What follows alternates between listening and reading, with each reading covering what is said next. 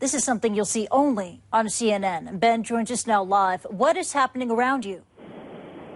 What I'm seeing, Christy, is that the NTC fighters are really fanning out across the city, going in sort of every direction. What they're particularly interested in are the residences of Gaddafi, former Gaddafi officials, associates, relatives. I'm at the house, which apparently is the house of one of the relatives, and I just watched as a young man brought out a very large sword that he picked up from inside the house.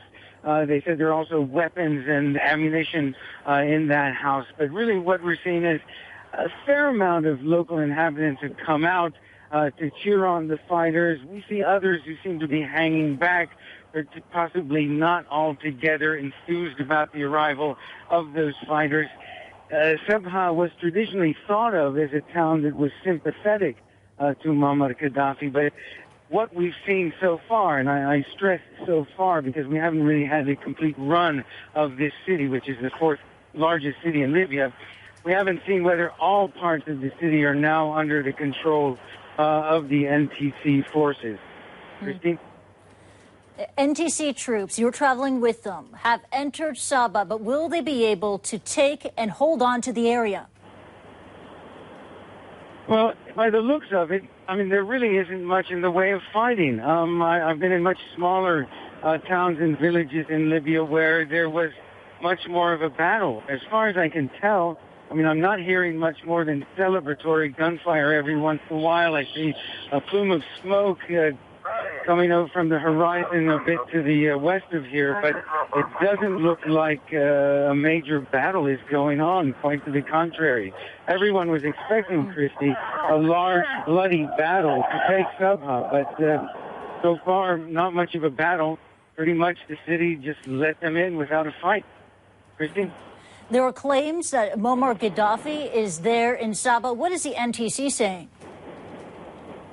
We're getting mixed messages. Some press reports saying that Gaddafi was sighted in the Manshia neighborhood in northern Sabha. But speaking to local residents, they say they have not seen any sign of Muammar Gaddafi. Now, field commanders are telling us they believe that Abdullah Sanusi, one of the people on the wanted list, and his former intelligence chief, is in Sabha, or may have been, and also Mu'tasim Bilal, who's one of the sons of Muammar Gaddafi, was reportedly in Sabha. But you have to keep in mind, Christy, that this is a part of the country that's lived for many years off of smuggling to sub-Saharan Africa, and therefore there are many ways and tracks and guides who will help whoever wants to flee Sabha into Niger or into Chad. There are people who can do it. Christine? And I understand that you're traveling with the NTC fighters, but have you had a chance to see or talk to any of the residents of Sabha, the civilians there, and how they're reacting to this development? Well, no, I had a chance to speak to quite a few because they're sort of, in some areas they come up in mobs. The car, we are, as far as I know, the only live camera. In fact, we are the only live camera in Sabha. So lots of people came up and they said they're happy that Libya is free, that they were with the revolution from the beginning, but because of suppression by security forces, they weren't allowed to come out. But so the ones who come up to you are obviously the ones who are happy to see the arrival of the NTC forces. I have to stress, however, that we were in a town about 70 kilometers north of here yesterday evening, where a lot of people were coming up to me and saying they still liked Gaddafi.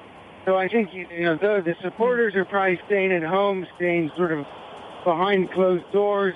Maybe in a day or two or three, when they feel a little more confident, they'll start to come out and express themselves peacefully, perhaps peacefully otherwise. Dusk in a remote, dusty African town on the edge of the Sahara. The man I've been waiting to meet all day is about to show up. A mercenary, just back from fighting for Gaddafi. He spent time on the front lines in Misrata, where Gaddafi's forces were accused of killing civilians. We were given the order to cleanse the city street by street, road by road, so we were just following the streets. So if someone fires at us, we just fire back, and if they hide behind a civilian, how can you say he's a civilian? Mohamed Wanigi, a 33-year-old from Niger, tells me he drove over the border to Libya in March, direct to an army base. I had all the weapons I needed, like a fantasy. You had AK-47, RPG. Everyone had a Kalashnikov. Some have rocket-propelled grenades. Others have portable, recoilless rockets. The town where we meet, where he lives, Agadez, is poor, dirt poor. Unemployment beyond calculation. Aspirations stunted. That's the road to Libya. Several days' drive along dirt tracks, over mountains and across deserts just to get to the border. Agadez itself is 950 kilometers, 600 miles, 12 hours drive along sometimes tortuous roads from the capital. It is on the fringes of government control, and the government admits there is little it can do to stop young men from here joining Gaddafi's forces. Wanigi tells me he signed up as an unpaid volunteer as a gesture of thanks to Gaddafi. He did for us what our leaders didn't do. Built us a hospital, paved our roads, gave us streetlights. What are we supposed to do? Sit with our arms folded while he's having problems? He is no amateur fighter, a Tuareg, a minority with a history of rebellion here. Wanigi fought in one of those revolts against Niger's government, one widely rumoured to be supported by Gaddafi. For me, he's not losing the war. He just left Tripoli, but it's not his hometown. Maybe if the rebels got Sirte and Ben Walid, then yes, at that moment we can say the war is over. But he doesn't think that's about to happen anytime soon. And even if it does, says the fighting will go on. Even if they get Gaddafi, it won't be over, because Libya will become like Somalia or Iraq. There are weapons everywhere. Everyone has a gun. He left as rebels flooded into Tripoli, but tells me he and his friends are considering going back to fight. Nick Robertson, CNN, Agadez, Niger.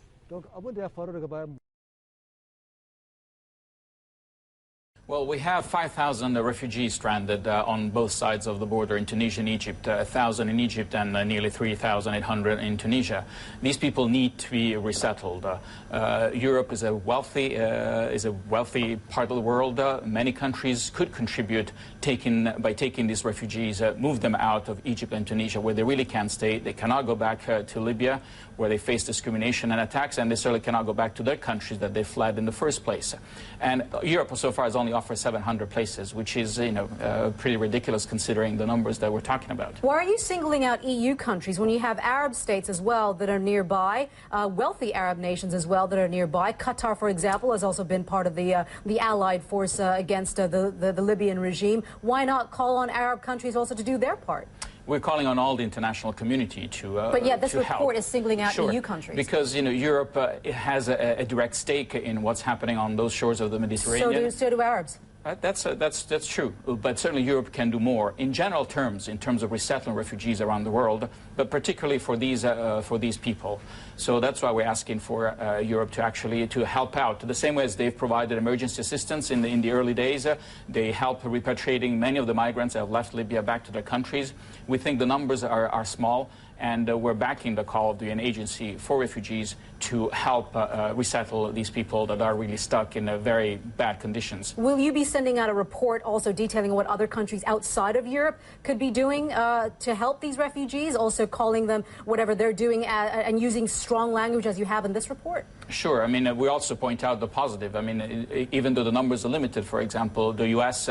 Is offering help, although their procedures are very long. Canada and Australia have also offered some hundred of positions.